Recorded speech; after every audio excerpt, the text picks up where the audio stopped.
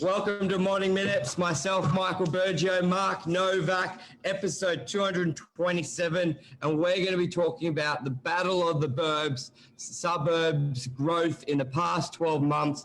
If we feel crazy, we may even go back the past 3 years and 10 years, which I believe will show a very good, steady property market. Mark Novak. We're going to blow your mind. We're going to blow your mind.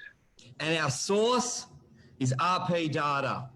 Okay, so can we qualify that? So guys and girls, we're going to tell you how a lot of any suburbs that you asked this morning, we're going to tell you how they've performed in the last 12 months. Everyone wants to know, due to COVID, how it's all going. So we're going to answer that question. But tell me about the source, Michael, so people know that we're not talking bullshit. Yes. So RP data has been around a long time. Basically, they accumulate all property data, what the property addresses are, who owns them, the sale prices, but they also accumulate all the new sale prices, and then they accumulate that into some beautiful data that us as agents, well, anyone can, but predominantly agents, because you got to pay to use, pay to play this technology. And to give you a little run through it, I'll bring it up here so you guys can see. I type in the suburb like DY, for instance. Let's go. And it gives us some really cool. Let's go. Some really cool. Michelle, yes, you're on tomorrow. Excited. Gives us a really good data. Now, this data is great for homeowners and great for agents to see the trends, because each sale at a time, it's like getting the holistic view, the helicopter view of the market, because when you sell a property, that seems a little bit higher than last time I sold a similar property. You don't get the trend. And just when I did this right now, I probably hadn't done it for 6 months, I was shocked by the growth. Yeah, it's unbelievable. Our core suburbs. So to go through I would have thought units.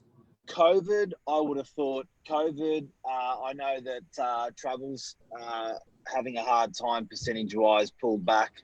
I know that hospitality percentage-wise having a hard time, pulled back. But it ruins it. Let me turn this light off, just because it ruins the graph. So, it's really tough. It's not going to happen, bud. We're going to have to go through numbers, guys. So everyone knows their percentages. But take it on face value. Trust us. We're agents. Yeah, but guys and girls, how is property going? I'll nominate your suburb. Let's talk about a suburb that's under our nose. Michael, through COVID, international travel has shit itself. Through COVID, hospitality has taken a hit. How have property prices? Because the biggest asset that Australians own are property is in the biggest asset class that us Aussies own is in our own properties. So this one's really close to everybody's heart. It is. And Nikki, we'll get to your suburbs shortly. So DY, the growth in units in the last 12 months has been 21.2%.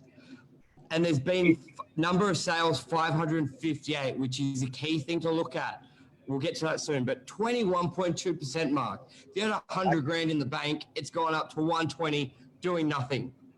So you own a unit for $1 million. Is this units or houses? Units. If you owned a unit in DY 1 year ago worth $1 million, you would have got, now that unit would be worth $220,000 more. Yeah, and there's 558 sales, so that's a really true test sample. It's like anything, like you do a medical sample test. If you test one person via 100, you're going to get a better and a more truer result testing 100 people or 1,000. The more volume, the better. Okay, and houses. So, okay, I got a question. If I was in, We reckon suburbs are pretty good. We reckon DY is a pretty good suburb, don't we? Because that's where we work. Okay, now let's look at. We're not Greater Sydney though.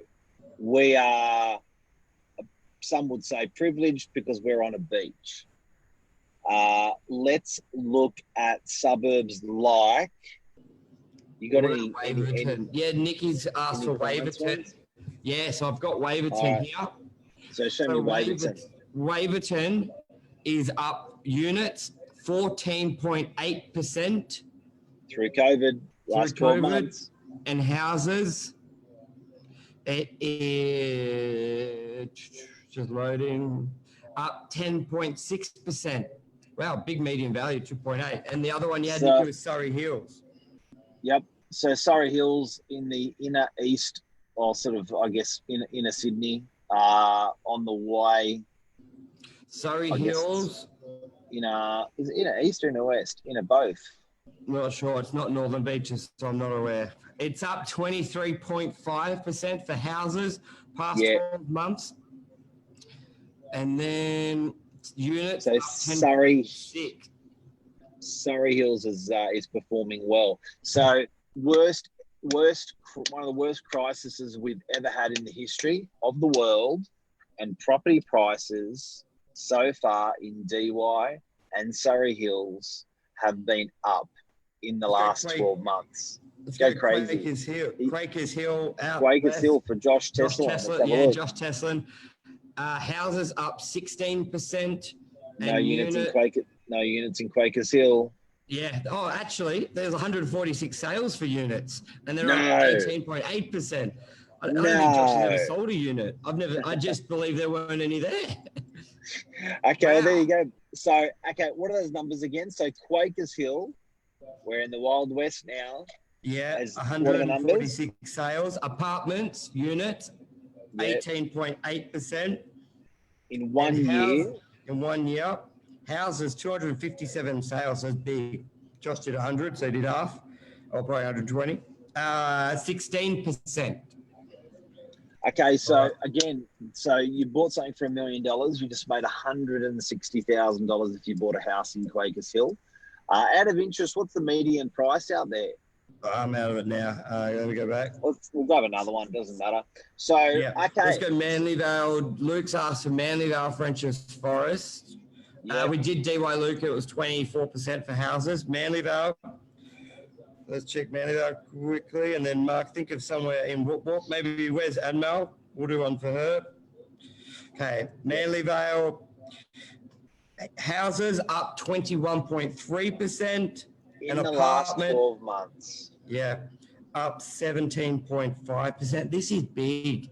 This is probably one of the biggest 12 months growth periods we've ever had. And speak of Admel's on. I said, let's do Admel's suburb, and then literally just comes on. It's almost like, so this is really interesting, guys, because again, it's the biggest asset class that Australians have, property. And through one of the most challenging times of the history of the world, the asset class of property in the last 12 months has shown growth. And by the numbers you're shouting out, and everyone feel free to throw your suburb in, we're going to tell you your numbers this morning on the spot. By the numbers you've thrown out so far, if you had $1 million in a property a year ago, you have made about $150,000. And if you live in it, that's after tax money. That's huge. That is huge. And I said Oran Park. I did Oran Park. Your units are down units are down 8.9%, but there's only 22 unit sales, and there's not much history, so I believe it's a new area. It's not a unit area. We need to have a good stat. We need some good volumes of sales in those suburbs. There's 400 houses sales, and they're up 11%. So that's a good number.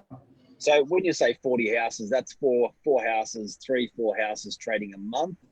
40. A year. 40 odd houses trading a month. That's 10 a week. That's a good number. So what's the percentage Oran Park's gone up? 11%. Positive again. It's positive again. What's the cheapest Northern Beaches suburb to buy at the moment, boys? Thanks for the question, Leslie. I think they're all very even, Northern Beaches. It goes from entry points to growth. It's all really the same, but where there's good pockets of value, you've got Allambie. We've got a unit for sale for 500,000. DY, you can get 500,000 sales, and Newport. So Allambie, Manly, their sort of pockets. And Miles giving us another one, Stratfield. There'll be a lot of volume there. Oh, that's big houses in that suburb. Big homes, high, median, And premium. Mark, do you want to go through? I think Stratfield's one of those suburbs like DY, which you just spoke to us off air about how it can be distorted by. Do you want to go through that just quickly? Yeah, so guys, we're using a property system called RP Data, and how RP Data actually works is when the land titles office registers a sale, as in the person puts it from one person's name to another person's name. Upon that settlement or registration, the land titles office gives that data to RP Data. RP Data actually buys that data daily. So these figures that we're giving you are New South Wales, and these I think we can also get access to Queensland if someone wants to ask the Queensland one. Yeah. But that's how strong this data is. So there's no bullshit going on here. This is land titles, registered, stamp duty prices that have been paid. So it's strong. But what you must remember is whenever you're looking at this sort of data as a real estate agent, if I'm looking in DY, for instance, DY is basically a unit suburb. If I give you a house stat on the suburb, it's not that strong because we only trade a couple of houses a month in the entire suburb. The units, we trade 400-500 units 40, 50 units a month, 400-500 a year. It's a strong suburb. It is. All right, we'll come for more last couple of minutes for the show. Stratfield and units, there have been 162 sales, so that's a strong data sample, and it's up 15.8%. With houses, once again, 155 sales, so a strong data sample, up 9.1%. Now, why are we talking about this? We can for one, but mainly just to get out there where, as Mark said already, property values, property itself is our biggest asset, and it's also our way of building wealth. I'm sure other countries have their go-to wealth creation. It could be entrepreneurship with creating businesses where that's what everyone does. You start it doesn't work, you go broke, another. I think Americans very similar to that, like just really supportive of that. Australia, our way has been through property wealth creation. It's fundamental. It's in our culture. It's been preached to us, and it's been sort of proven over 100. It's been a good 100 years. It's been a good 40 years, and that's sort of where we're going now. Yes, we've been through this horrific pandemic, and the government has, and you can tell they get this and they know it's property as well, because you can see that they're stimulating through lower interest rates to support this market. And especially what Mark touched on at the beginning in sort of our final words, like we won't have immigration for the next sort of year. We won't have potentially education because we don't have immigration. We won't have tourism. There are so many of our markets that are down at the moment. We need to double down on what works for us and what has been good to us. And property equals construction, construction equals properties. It's sort of the way forward, moving forward. Any final words you want to say, Mark? Lisa Novak, property stood up against the pandemic. Yep. Harris Park, beautiful. Yeah, can I have some more? I don't think we've represented Sydney very well with the suburbs that we've given. Can we just go out? Can we go out on 3 more suburbs to finish off on? So let's go Coffs Harbour. Let's do Sydney. Okay, go Coffs. Coffs Harbour, 300 sales, big for houses, and up 6%. There you go. So you made money even in 12 months in Coffs. You made money. Yeah. What about in Sydney? Let's go out wide. Let's go out to... let's bring up a map of Sydney. Let me bring up a map. Bankstown. Bankstown, okay. Or Parramatta or Chatswood. We'll do all of them. And then Bankstown, just quickly. Okay. Bankstown units, 329 sold, up 9.9%. Big amount. So Bankstown's made money the last 12 months. Houses, 107 sales, up 11%. Let's go Chatswood. Let's go Chatswood. So, guys, if you got your suburb, tell us. We'll tell you how it's performed. Chatswood. Yeah, up units. 13% units, and there's been 209 sales, so big data sample. I still can't believe this, Michael. I honestly, I can't believe that in the last 12 months, through what we've experienced through COVID, the last 6 months, the property prices are so strong across all of these suburbs in Sydney. Yeah. I can't find a bad one. Nikki Parker made what Nikki say, great info, but if we broke it up prior to COVID, past 6 months period, it would be interesting. It would, and I'm looking at some of the growths like Nikki, you won't be able to see it, but Chatswood, yes, there's been stronger growth in the 6 months prior, but the last couple months has gone up. There was a little dip, but it's like anything in property and shares. You will find micro markets within a market, they go up one day, down, but the overall pattern of it, and they're all on the upswing, up, a little dip, up. So and look, you can always pick out a micro thing. You're not trading property like shares. So if it goes down for a day, it's okay. What's the last one, Mark? Just to support what Nikki was saying, that'd be the bugbear on what Nikki was saying as well. If you did pick apart those suburbs, that would then mean that the first 6 months would have had to be close to 40%.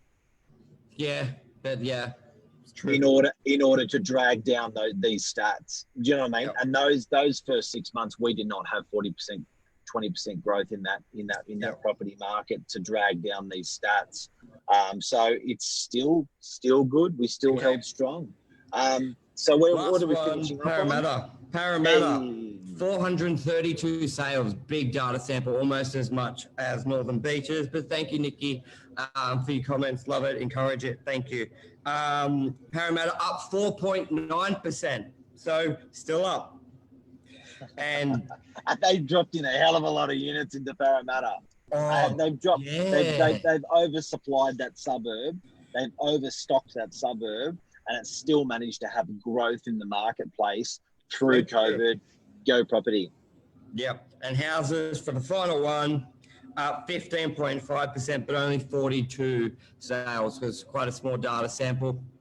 Okay, we used RP data today. Thank you very much.